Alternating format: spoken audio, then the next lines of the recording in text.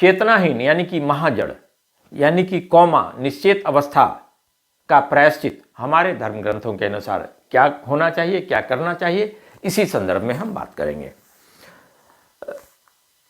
पिता का वध करने वाला नरक भोगने के बाद चेतनाहीन अर्थात महाजड़ होता है, यानी कि ऐसा व्यक्ति कौमा में जा सकता है, निश्चेत अवस्था में जा सकता है।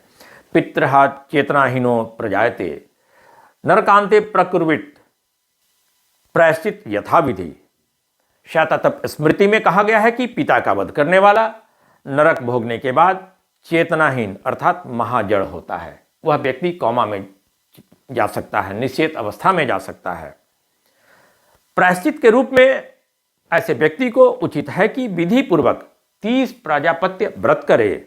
व्रत के अंत में धातु का एक नाव बनवावे, धातु के कलश में पंचरत्न डाले, कलशों के मुख में पंचपल्लव देवे, उस कलश को अश्वशाला आदि की मिट्टी से युक्त करे, फिर उसमें तीर्थ का जल भर दे और 5 कसैली डाले, अनेक प्रकार के फल और सब औषधियों को डाल दे। फिर उस धातु के कलश पर तांबे का पात्र रखे, उसके ऊपर धातु की भगवान विष्णु की प्रतिमा स्थापित करे, रेशमी वस्त्र उड़ाकर विधि पूर्वक प्रतिमा की पूजा करे और सामग्री सहित वह नाव ब्राह्मण को दान दे देवे।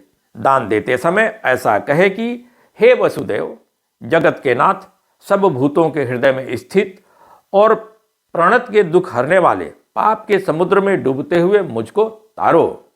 इसके बाद नमस्कार करके ब्राह्मण को विदा करे और अन्य ब्राह्मणों को भी यथाशक्ति दक्षिणा देवे। धन्यवाद।